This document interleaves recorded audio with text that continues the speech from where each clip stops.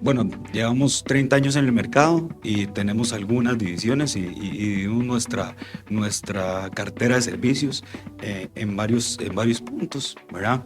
En, en- en una división de asesoría de impuestos, especialistas en ellos, eh, una división de auditoría, una división de precios de transferencia, una división también contable, que es la que yo represento el día de hoy. Y pues liderado por tres socios y tres socios directores, y entre ellos está don Francisco Villalobos, que fue exdirector de la Administración Tributaria, y pues ha sido uno de nuestros pilares eternamente. Pues bueno, ¿qué venimos a presentarles? ¿Qué venimos a mostrarles un poco y de lo que ustedes deberían de estar empapados por lo menos en un tema financiero contable, ¿verdad? Tiene mucho esa línea, tiene la línea incluso del tema tributario, de cómo se maneja, vamos a ahondar un poco ahí por los temas de cómo presentar una declaración, qué contenido tiene, qué debería yo de conocer como mínimo para poder desarrollar mi declaración si es que la hago yo, si es que me la hace un profesional, pues cómo podría yo debatir y cómo podría yo complementarlo o decir si esto es correcto o no. Entonces vamos a ir un poco por esas líneas, vamos a tratar un poco lo del tema de las tarifas con las que ahora el IVA se maneja, ¿verdad? Vamos a tocar también un poco el tema de renta. Entonces esto será un poco la agenda, por ahí vamos a ir transitando poco a poco. Nati, ¿se puedes pasar, por favor? Te agradezco. Vamos a empezar con las obligaciones tributarias. Bueno, ¿qué debería yo conocer de las obligaciones tributarias? Soy yo bueno, empezando por ahí, soy yo un profesional independiente, ¿verdad? Trabajo para una compañía y qué me debería a mí afectar o qué me afecta desde el punto de vista tributario, ¿verdad? Si yo soy un profesional independiente, debería conocer estos tres puntos como mínimo. Debería estar inscrito ante la administración tributaria, ¿verdad? Y veremos un poco cuáles serán los modelos y qué debo presentar. Tengo que presentar declaraciones, ¿verdad? ¿Por qué? Porque a futuro vamos a ver un poco cuáles podrían ser las consecuencias de no hacerlo. Y como último, pues sí, llevar registros contables, que no suele ser lo más noble y a veces ni lo más agradable, ¿verdad? Pero tiene este propósito, este punto, es porque me va a ayudar al anterior, que es presentar las declaraciones, tener la capacidad y la información financiera a mano para poder justificarlas si me tengo que enfrentar ante la administración tributaria, como primer punto.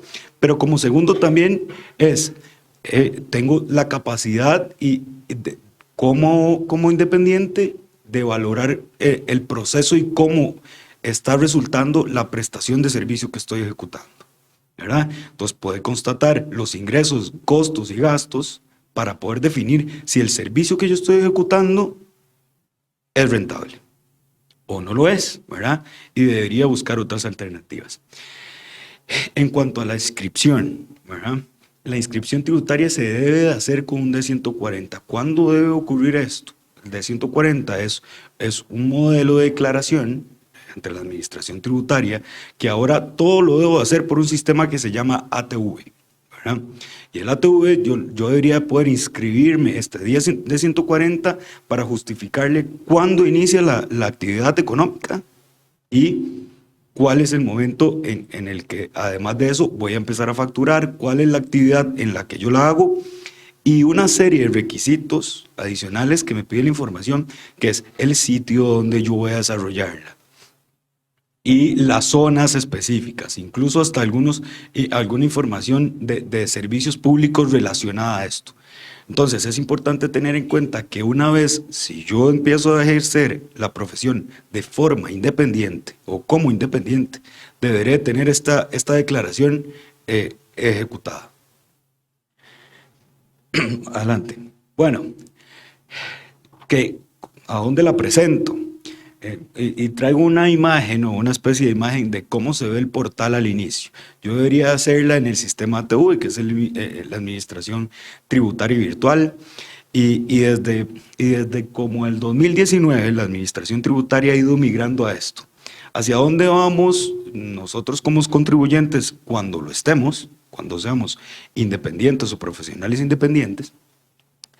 Desde el 2019 la Administración Tributaria nos está empujando a un tema electrónico, pero también incluso un año antes, porque venía ya convenciéndonos con un tema de factura electrónica, ¿verdad? Con un tema de ejecución de papeles electrónicos para ir mejorando este tema administrativo e incluso de recepción de información.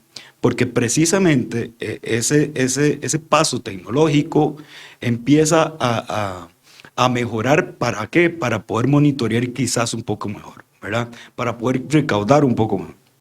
Pero entonces les decía que la administración tributaria viene con un poco este cambio tecnológico y nos obliga ya a presentar las declaraciones desde este portal. ¿Y cuáles deben ser esas declaraciones? Bueno, ya les mencionaba uno, cuando yo sea profesional independiente, debería estar inscrito con el D140. Ese es uno, pero además, por lo general y por el servicio que los ingenieros y los topógrafos suelen ejecutar, ¿verdad? Deberían de plantear por lo menos algunos. Paso uno, cuando yo soy profesional independiente, lo debería hacer desde el impuesto al valor agregado, ¿verdad? Que este es el famoso IVA, ¿verdad? El impuesto de renta, IVA, por lo general tiene una condición quincenal, y quincenal me refiero que a cada 15 presento el mes anterior, ¿verdad? Y entonces eso hace una aplicación, realmente no es quincenal, pero llega la fecha del 15 y yo presento la declaración. Sin embargo, es mensual su periodicidad. El impuesto de renta, que ya no es cada 15, sino que se ejecutará pues al final del periodo, ¿verdad? Con el impuesto de renta, que ¿cuál es el periodo? Bueno, también lo vamos a ir viendo un poco más adelante. Impuesto de retenciones en la fuente. ¿Por qué traigo a la mesa o por qué traigo en la filmina este punto? Es interesante. Es interesante porque no todos ejecutamos el servicio como un trabajador independiente, ¿cierto? Sino que a veces yo estoy sujeto más bien a una empresa jurídica que desarrolla eso y yo soy un colaborador de tal. Entonces, ¿por qué estoy afecto al impuesto de renta? Porque el impuesto de renta es también un impuesto al salario y se le llama el impuesto a la renta o a la fuente, ¿verdad? Y está tasado o está generado y tiene unas tarifas dependiendo de algunos montos. Entonces es importante tener en cuenta que puede ser que yo sea un profesional no independiente, sino un profesional ligado a una entidad jurídica en el cual soy colaborador, y también tengo que pagar algunos impuestos si este es uno, tasado dependiendo de la gradualidad del salario. Okay, el impuesto de rentas a capital inmobiliario y capital inmobiliario. Quizás estarán un poco familiarizados, y también es interesante porque estos impuestos están generados aquí, porque por lo general están generados en algunas condiciones como, uno, rentas de capital mobiliario en los temas de alquiler, ¿verdad? Y dos, cuando hago una venta o cuando comercializo un bien, el de capitales inmobiliarios. Entonces serán algunos que están relacionados a la profesión, que es importante tenerlos en cuenta o por lo menos tenerlos visualizados. Y algunas otras declaraciones que iremos viendo en el camino. ¿Qué? Obligaciones presentes posterior a la inscripción, pues ya le decía, tener las condiciones y los registros al día para poder constatar nuestras declaraciones si somos independientes, o constatar también nuestra calidad de servicios que estamos prestando, y si es rentable y si es manejable, tener esa opción como primera mano. Y les decía, y anterior también les mencionaba el tema de ir migrando un poco lo tecnológico, que son el tema de las facturas electrónicas, ¿verdad? Y de ahí ya empieza a generar algunas alternativas como IVA y algunos otros puntos que vamos a ir viendo. Y es eso, qué tipos de impuestos y a qué tipos de impuestos estaremos o está nuestra profesión tasada, ¿verdad? El impuesto al valor agregado, que será el primero que vamos a tocar, pero este tiene muchas particularidades porque en la profesión en la que nos desempeñamos, incluso ahora hay un vaivén de tarifas, ¿verdad? ¿Qué es? ¿Cuándo cambia? ¿En qué momento cambia? ¿Cuál va a ser el momento en el que yo deberé adaptarme? ¿Cuáles son las condiciones con las que las debo hacer? ¿Verdad? Entonces, bueno, entender primero qué es el impuesto al valor agregado, ¿verdad? Es el servicio, será el intercambio de un bien o servicio al cual yo estaré sujeto cuando haga eso, y ya veremos los tiempos. cuando se comercializa un bien, cuando se comercializa un servicio, o al revés, cuando yo sea el que el interne, ¿verdad? Que por lo general ya sea una compra o ya sea una importación. Entonces, es importante tener en claro o tener claro el impuesto al valor agregado, cuál es el hecho generador, ¿verdad? Cuando yo comercialice un bien o preste un servicio, pero aquí hay una palabra clave bastante interesante, que sea de forma habitual, ¿verdad? Entonces, esta habitualidad, cuando lo suelo generar y lo suelo hacer constantemente, me da el detonante de un hecho generador, da el detonante de que yo estoy obligado a tasar ese impuesto. Claro, siempre teniendo en cuenta todo lo anterior que veíamos, y que era el tema de la prestación de servicio, pues soy independiente, que lo hago con regularidad, entonces, y evidentemente tendrá la obligación de la presentación de las declaraciones. Luego, bueno, tener en cuenta que hay otro tema o un punto o una palabra también bastante importante y clave en esto, en la determinación y enterarme cuándo se da el hecho generador, que es o sea, el ordenamiento por cuenta propia, ¿verdad? El ordenamiento por cuenta propia de qué factores, ¿verdad? Ya sea de factores materiales o humanos. Entonces eso también es un detonante para descubrir cuándo estoy ante el impuesto al valor agregado. Y les decía que ya íbamos a ver o íbamos a pasar un poco a cuáles son, cuándo es el hecho generador y lo íbamos a ver un poco por rubros, ¿verdad? Ahí en la primera columna tienen básicamente la situación en la que pasa, que será venta de bien, ¿verdad? La internación de bienes, la internación e importación de bienes, ya sea de bienes o servicios, porque hay que recordar que anteriormente teníamos la cualidad de que solo se taxaba el producto que se internaba, pero ahora ahí existe la dinámica en la que los servicios incluso que importamos o que traemos pueden estar tasados, y eso específicamente a nivel contable se llama la internación del producto o el servicio específicamente. Entonces, ¿cuándo yo deberé o puedo entender que estoy sujeto a este impuesto? Porque incluso por último está en la prestación de servicios. El momento es en el momento de facturación o en el momento de entrega del producto. Igual, si lo pueden ver, es el mismo momento que pasa tanto en el bien como en el servicio. Entonces, esta cualidad me va a indicar o me va a indicar cuándo es que se detona y cuándo es el hecho generador. Adelante, Nati. Les mencionaba al inicio y nos adelantábamos un poco cuándo es el momento para la prestación y la generación de la presentación y el pago del impuesto de ventas, ¿verdad?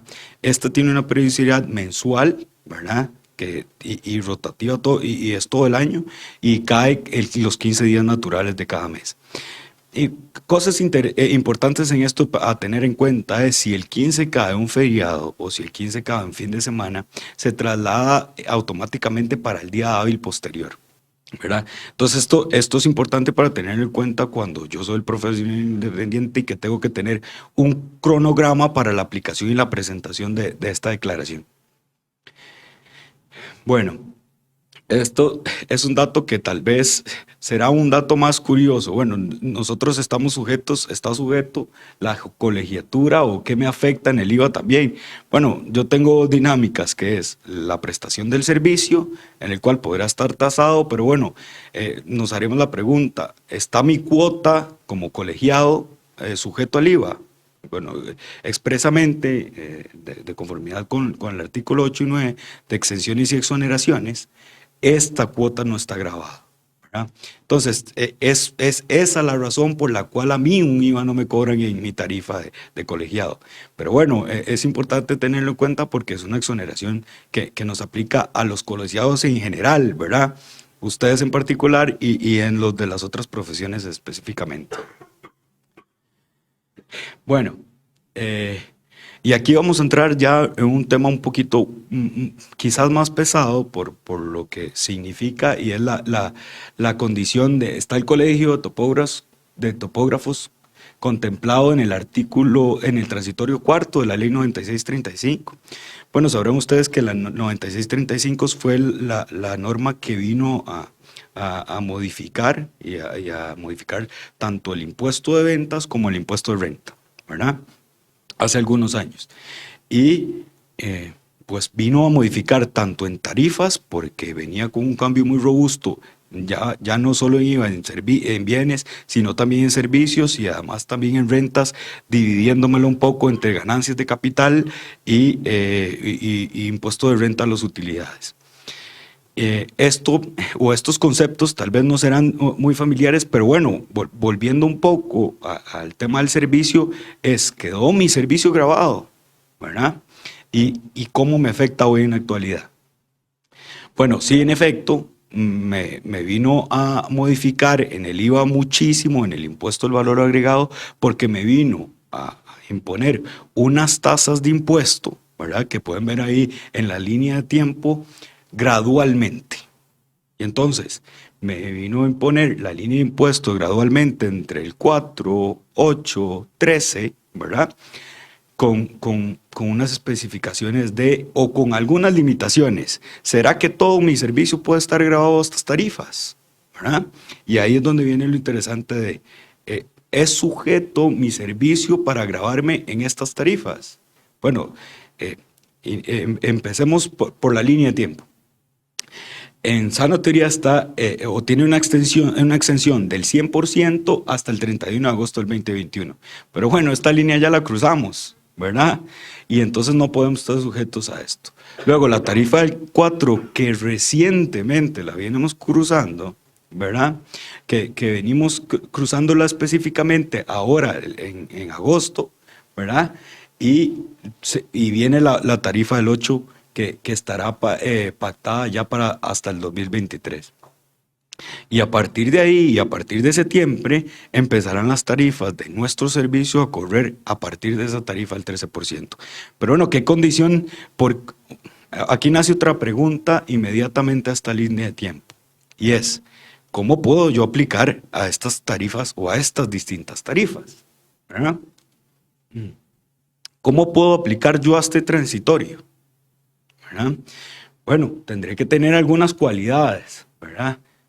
Y entre esos es que el proyecto en el que estamos trabajando esté autorizado por el CEFIA, ¿verdad? Y además de eso, el CEFIA autorizará no solo el proyecto, sino que le dará un código de exoneración. ¿Cómo? Claro, le daré un código de exoneración comunicado con la administración tributaria, ¿verdad? Y eso me dará la cualidad de traer un servicio que posiblemente, si ese proyecto no está autorizado, del 13 a una tarifa menor. Y entonces se preguntarán ustedes, ¿y esto qué me sirve? ¿Verdad? ¿Qué me favorece? Bueno, quizás puede ser mucho más competitivo, ¿verdad? ¿Cómo? Tengo en dos ofertas, en la que tengo una oferta mucho menor, porque el IVA es menor, aunque el servicio tenga el mismo costo, podrá tener una condición o puede tener un favoritismo en la aceptación de la oferta. Entonces es interesante que tener en cuenta, o por lo menos tener visualizado esta condición, ¿verdad? ¿Por qué puedo optar? ¿Qué formas adicionales para complementar mi servicio existen? ¿Verdad?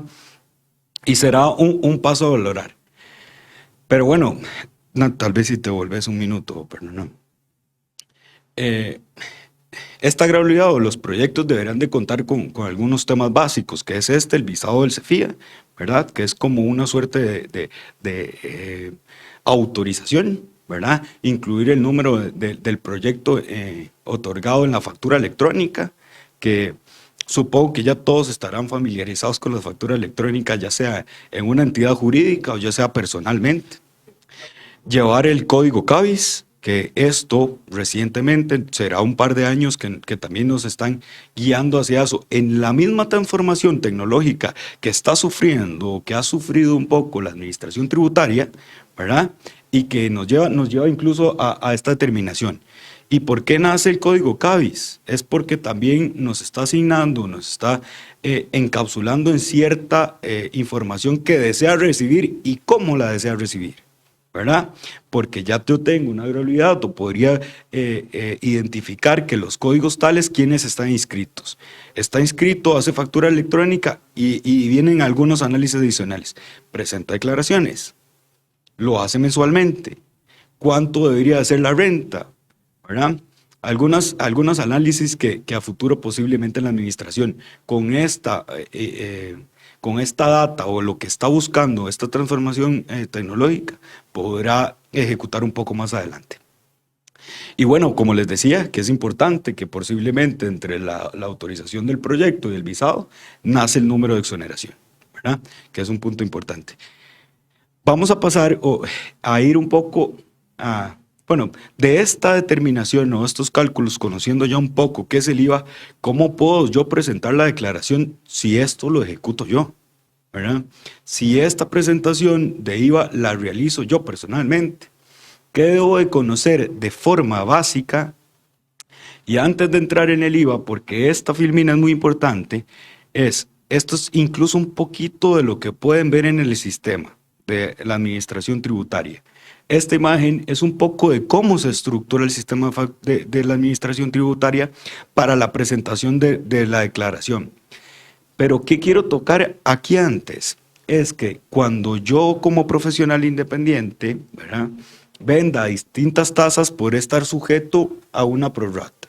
¿Y qué significa prorrata? ¿Verdad? Prorrata significa la disminución de mi crédito cuando yo venda a distintas tasas. Y así aplica para personas jurídicas al mismo tiempo. Entonces tendré que tener en cuenta en esta presentación, no vamos a tocar ese punto profundamente, pero sí es indispensable que se lleven en la mente que existe alguna condición en la que no me puedo aplicar todo el crédito, ¿verdad? Y todo el crédito me refiero a las compras que realizo y a los servicios que adquiero. Entonces, volviendo ahora sí, ¿cómo se presenta la declaración o cómo debería yo presentar y qué tips debería conocer básicamente? Entonces, nos incluimos y anteriormente les mostraba un poco la imagen donde salía el sistema, el ingreso del sistema de la administración tributaria, OTV. Y ahora, disculpen de nuevo. Y ahora les presento un poco más allá, que es esa profundidad de la declaración D104. D104 es la declaración de impuesto de venta, que es un poco lo que venimos repasando. La teoría, los hechos generadores, cuándo debería yo considerar que estoy sujeto a esto. Y bueno, esta porción, y lo vamos a ver por tractos, porque me parece que puede ser un poquito más sencillo, ¿verdad? ¿Cómo debería yo determinar el impuesto al valor agregado del IVA? La generalidad de esta determinación es, con las ventas que yo calculo, ¿verdad?, o la determinación de las ventas me genera un impuesto. Este impuesto me lo paga mi cliente. Esto quiere decir que me lo da a mí y yo se lo transfiero a la administración tributaria, ¿verdad? Sin embargo, antes de transferirlo, ese impuesto que me paga el cliente y que yo le cobro por medio de la factura electrónica, que es el instrumento de ejecutarlo, puedo hacerme la acreditación de ciertas situaciones, que es que las compras y los servicios que adquiero, bienes y servicios. Esta es la primera sección, que es la de los ingresos. Cuando yo emito la factura, debería poder estructurarlo como mínimo en esta forma. Entonces, yo por cada línea, dependiendo la calidad y la cualidad del impuesto, ¿verdad?, debería de colocar los montos de venta específicos. Entonces, tengo la determinación del bien en el monto. ¿Y yo cuál monto debería de colocar aquí? Podría ser una buena pregunta. ¿El monto con o sin impuesto? No, yo aquí coloco, el monto sin impuesto. ¿Por qué? Porque el sistema de la administración tributaria realiza el cálculo automáticamente. Entonces, en esta primera sección, que es la de los ingresos, yo deberé colocar el monto de los ingresos por tipo de tarifa sin impuesto. Adelante, Nati. Luego, como les decía, vamos a ir viéndolo por secciones. Compras. En las compras de bienes y servicios también haré lo mismo. Detallaré, porque si ven, está quizás en una dinámica diferente, pero posicionado por columnas.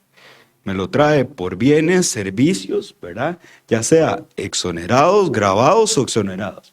Pero me lo estaciona, en este caso por columnas, en lugar sí, con columnas en lugar de forma horizontal. Entonces, ejecutaré la misma forma. Y aquí vuelve la pregunta. Pongo yo aquí en esta sección el monto de las compras de bienes y servicios con o sin impuesto. Bueno, debería yo ponerlas sin impuesto igual. Sin embargo, esta sección, para efectos del llenado de la declaración, no me calcula o no me hace el cálculo de los créditos automáticamente. Adelante. Entonces, cuando hace la consignación, y entonces aquí está como una especie de resumen de dónde me lo coloca. Me hace el cálculo, me genera los cálculos de impuesto automáticamente y por otro lado me genera la sección de créditos a donde yo también manualmente lo coloco, ¿verdad? Sin embargo, este es manual.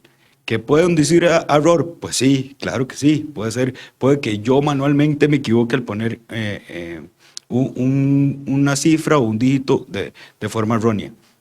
Y bueno, ¿qué debo de ejecutar? Evidentemente tendría que tener la garantía de hacer las revisiones específicas antes de poder aprobarlo. Adelante, Nati. Y finalmente, él me hace un resumen de la información que yo ejecuté y puse en el sistema. Vamos a dejar un poco de lado el impuesto de ventas, que es un poco la composición y es un poco la teoría, un poco quizás más larga durante el año y cuando soy un profesional independiente. ¿Por qué? Porque tengo que presentarla, como les decía, con una periodicidad de cada mes, cada 15.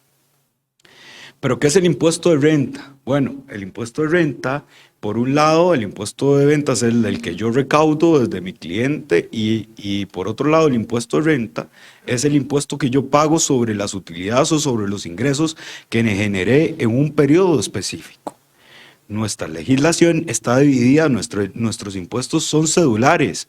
Eso quiere decir que nos divide en muchas cédulas, que es el impuesto de renta, impuesto de ganancias del capital, impuesto de ventas y así sucesivamente. Esto es uno de ellos, sin embargo, este tasa específicamente el impuesto a las utilidades, que son las ganancias que yo tengo al fin de año, ¿verdad? ¿Y cuál es el periodo? Bueno, el periodo de este impuesto de renta es entre enero y diciembre. Anteriormente teníamos una determinación del impuesto en la que era entre el 1 de octubre y el 30 de septiembre. Hace 2 años, en el 2020, específicamente hubo este cambio, que lo trae también implícito un poco la entrada en vigencia de la 9635, ¿verdad?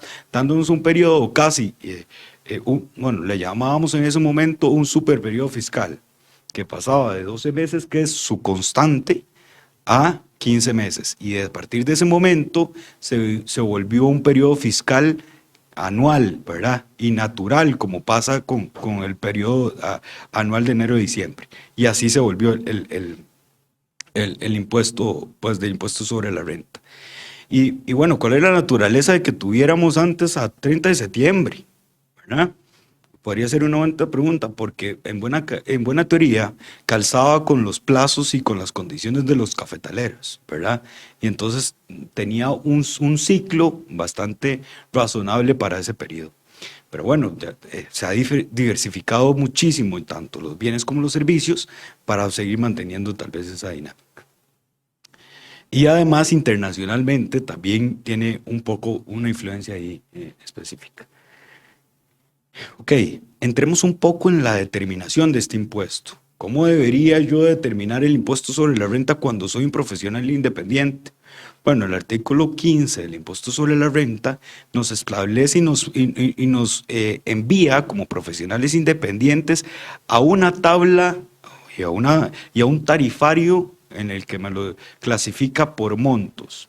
Entonces me dice que, y por montos y por rangos, me dice que de 0 ingresos a 3.800.000, tengo la posibilidad de ejecutar, o tengo, si yo generé esta cantidad de ingresos, puedo estar exento del impuesto, ¿verdad?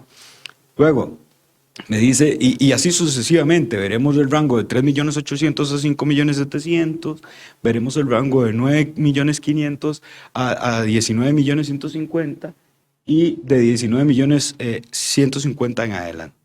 Pero así me lo tasa, me va diciendo qué tasa debería aplicarle yo. Pero bueno, este rango, la pregunta aquí interesante es, ¿este rango es de mi ingreso o de mi renta neta? ¿Verdad? Y bueno, vuelvan a hacer la otra, ¿qué es renta neta? ¿Verdad? Debería ser el ingreso menos los costos y los gastos, ¿verdad? Y entonces ahí obtendré una renta neta a la cual le aplicaré las tarifas que se identifican en este cuadro.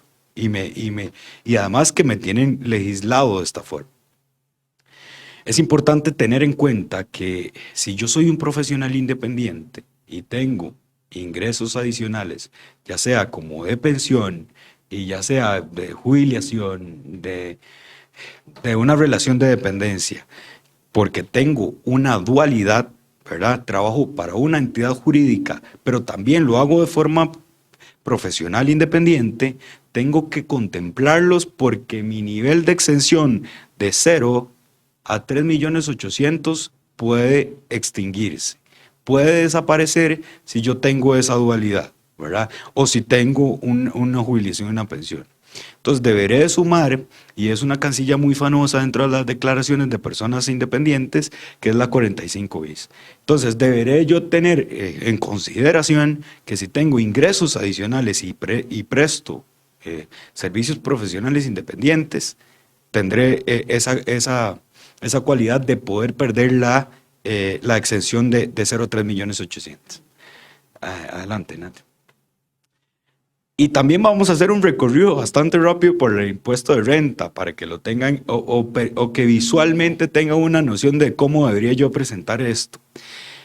Como la declaración de impuestos de renta es sobre los bienes que yo he generado, ¿verdad?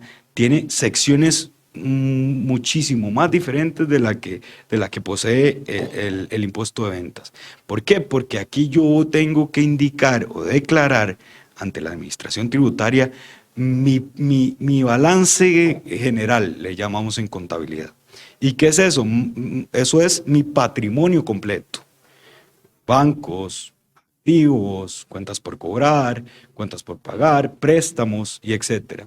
¿En qué sección? En la sección de balance general, que específicamente es esta primera, que es de activos y pasivos. Entonces yo informaré ahí.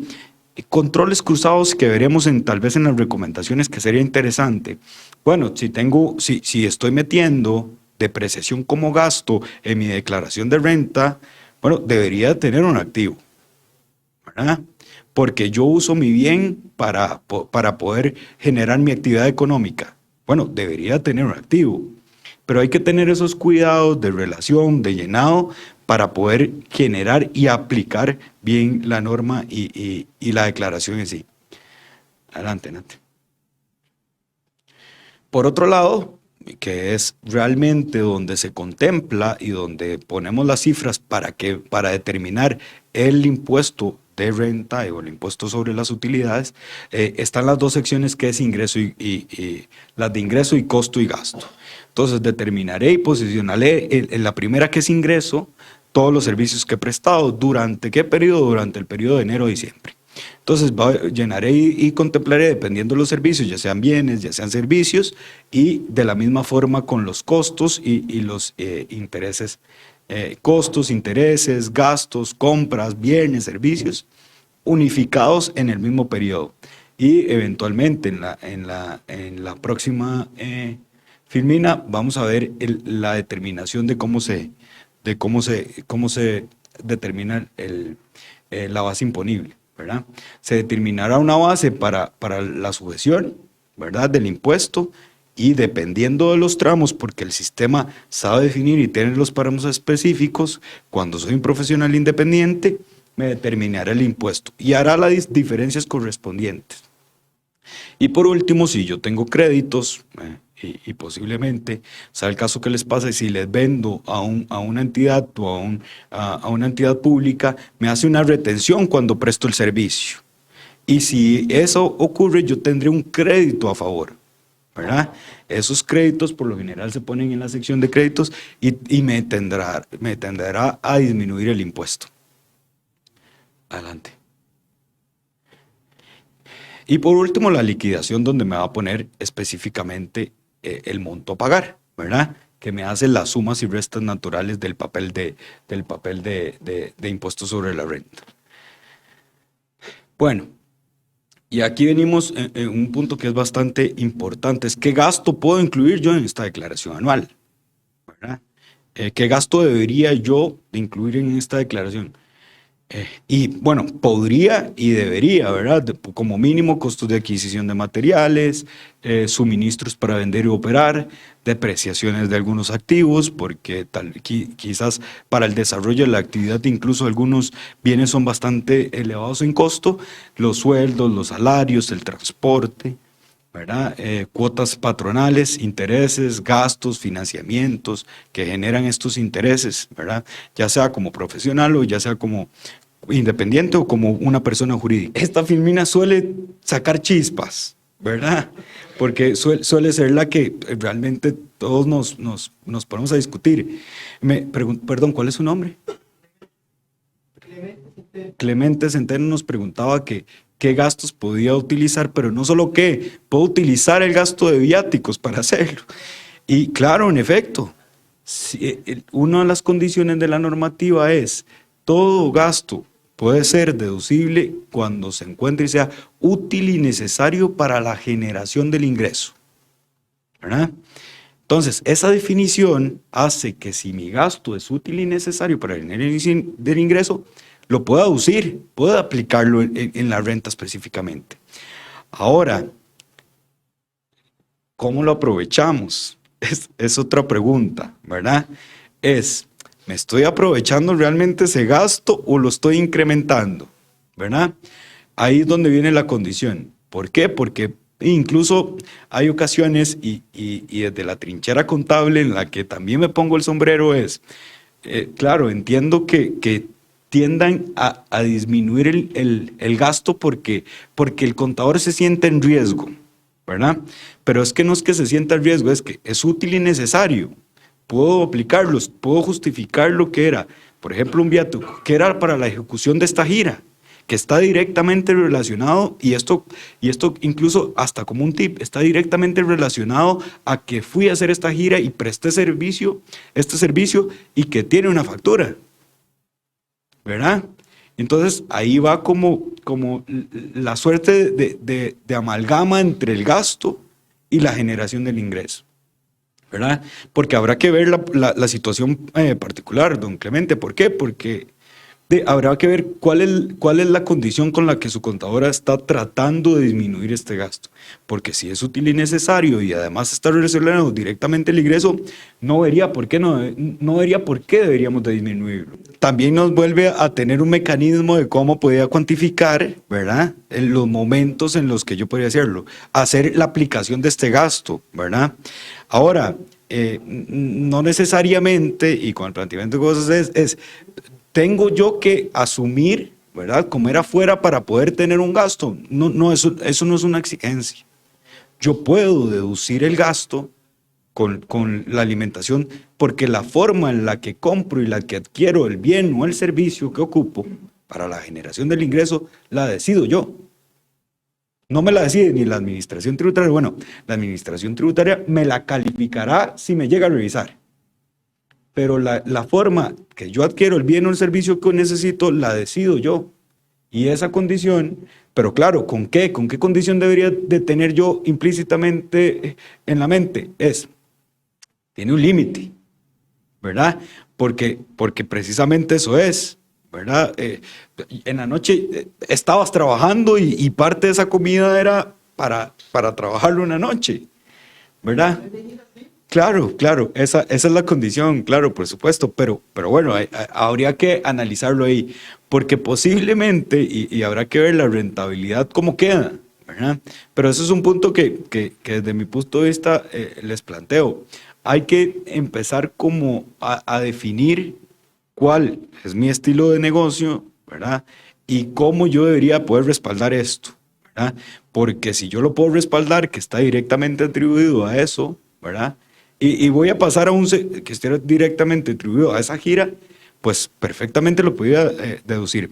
Voy a pasar a otro punto que es bastante interesante, que es cuando yo desempeño mi actividad en mi casa, ¿verdad? Y yo la hago en una oficina que me hice en la casa, ¿verdad? ¿Qué es lo que pasa? Es que es mi lugar de habitación, es mi lugar de donde radico, donde duermo. Y entonces, ¿cómo diferencio yo eso? Bueno, puedo hacerlo, por supuesto que puedo hacerlo. Si es mi cuarto el que lo tengo definido para eso, puedo decir, ¿cuánto pago electricidad? Por los metros cuadrados saco mi parte de ahí y ahí aplico mi electricidad. Eso es una alternativa. Luego, ¿cuánto de la alimentación? Bueno, ¿cuánto de las horas paso trabajando? Y de lo que compro podría ser una parte, ¿verdad? Y entonces, ahora que don Víctor preguntaba sobre lo del leasing, ¿podré tener yo un leasing? ¿Podré tener yo un alquiler de vehículo? ¿Verdad? Bueno, ¿de qué proporción uso yo mi vehículo para hacerlo? Y entonces, proporcionalmente, bueno, será el 80% y lo demás es para un efecto personal. Pues es razonable. Ocupo yo un documento físico, una factura electrónica para poder deducirme, para poder tener el gasto deducible.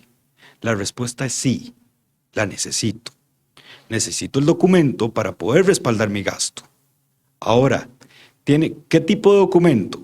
Porque ahí vienen las condiciones que el reglamento de factura electrónica 4.3 ha venido a poner, es factura de compra, porque es un régimen simplificado y porque es una sodita, ¿verdad?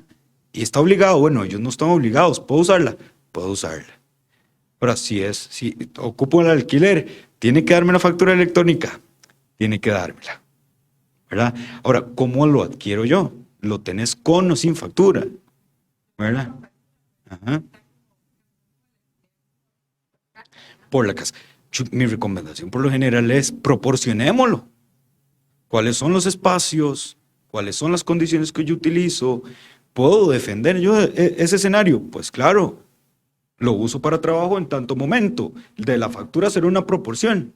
Yo pensaría que finalizarles con conclusiones, presenten las declaraciones y no tenga, porque eso genera algunas deudas y demás. Entonces, importante eso, presenten declaraciones si son profesionales independientes y por último monitoreen la rentabilidad y los controles contables y tributarios, ¿verdad?